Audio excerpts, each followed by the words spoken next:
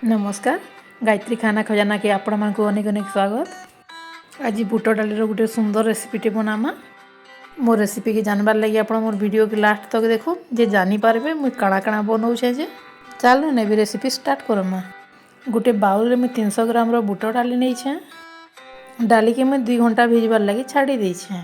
डाली 2 घंटा बतरी गला पर सफा कर धुईकी ग्राइंडर जार रे दे दी छे। 2-3 चम्मच पानी देकर दरदरिया करके बाटी दीछे। पेस्ट के बेसी स्मूथ नहीं करो, दरदरिया रखमा जेनता कि हाथे धरले भी तार डाली अंश जना पड़ुथुबा। देखुन मैं सब बाटी की रखी दीछे। एबे प्याज 2टा नेमा। प्याज के छोट छोट कर काटी देमा।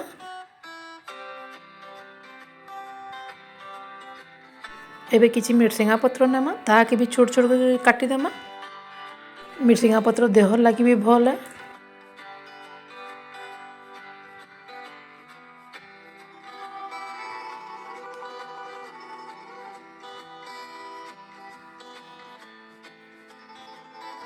एबे किसी धनिया पत्र के नेमा, ताकि भी छोट छोट कर काटी देमा। धनिया पत्र पड़ले तार फ्लेवर भी भल लागसी।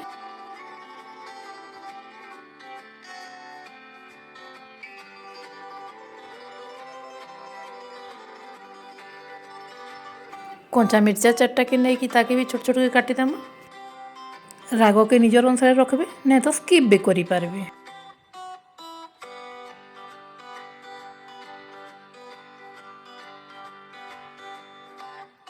देखुन एबे डाली की भी बाटी के रखी दीछे, कच्चा मिर्चा काटी के रखी छे, प्याज काटी के रखी दीछे, धनिया पत्र काटी के रखी दीछे, आउ मिरसिंगा पत्र काटी के रखी दीछे। स्वाद अनुसार लुण बाहर कर दीछे। एबे बेटर ऊपर काटी के रखी प्याज दे देमा, धनिया पत्र दे देमा, कंचा मिर्चा दे देमा, मिरसिंगा पत्र के दे देमा, स्वाद अनुसार लुण दे देमा, जुआणी 2 चम्मच दे देमा।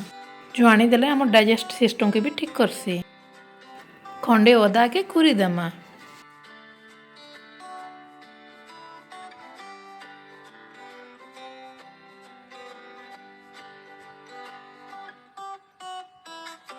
हमर बेटरटा पूरा रेडी हो गलान। एबे ताके भल से मिसे देमा।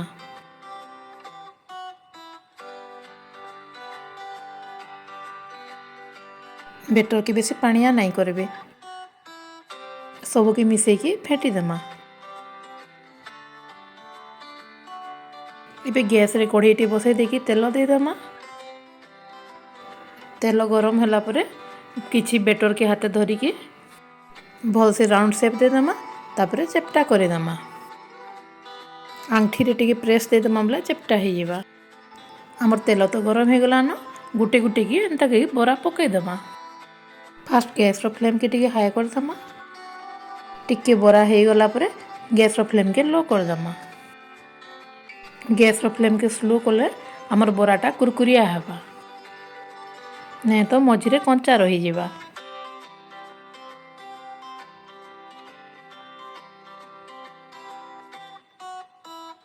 दुई 3 थर बरा के एंता उल्टे देमा। दुई साइड रो गोल्डन ब्राउन हेबा तक छाणी देमा।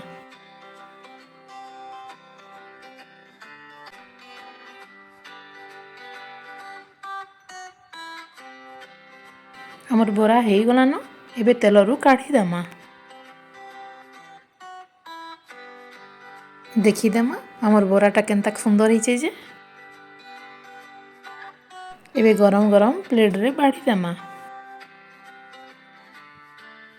गरम गरम बरा के टमाटर चटनी साई खाएमा आउ गरम गरम खुआमा।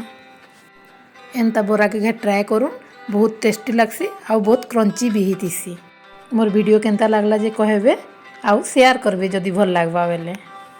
लाइक कमेंट करबा तो बिल्कुल भी नहीं भूलबे। रहुचे बाय।